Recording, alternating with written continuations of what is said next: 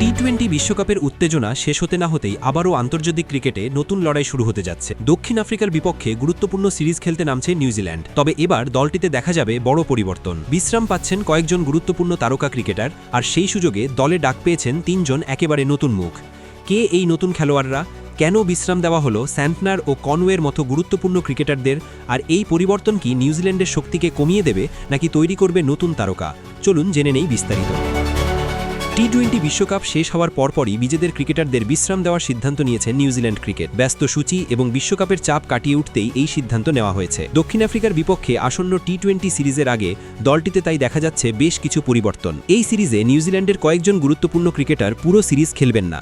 তাদের আংশিক বিশ্রাম দেওয়া হয়েছে যাতে তারা সামনে বড় সিরিজ ও টুর্নামেন্টগুলোর জন্য নিজেদের প্রস্তুত রাখতে পারেন। দলের অধিনায়ক মিচেল স্যান্টনার এবং wicket keeper batter Devon Conway সিরিজের প্রথম 3টি ম্যাচ খেলবেন, তবে শেষ 2 ম্যাচে তাদের রাখা হবে না দলে।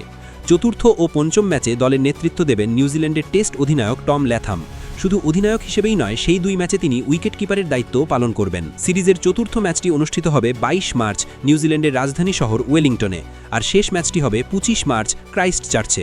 দলের আরেক গুরুত্বপূর্ণ ক্রিকেটার দ্রুতগতির পেসার লকি ফার্গুসনও পুরো সিরিজ খেলবেন না। তিনি কেবল দ্বিতীয় ও তৃতীয় ম্যাচে দলের সঙ্গে যোগ দেবেন। এদিকে সিরিজের শেষ 2 ম্যাচের জন্য দলে ডাকা হয়েছে 3 জন নতুন ক্রিকেটারকে। তারা হলেন ব্যাটার ক্যাটান ক্লার্ক, নিক কেলি এবং স্পিনার জেডেন লেনক্স।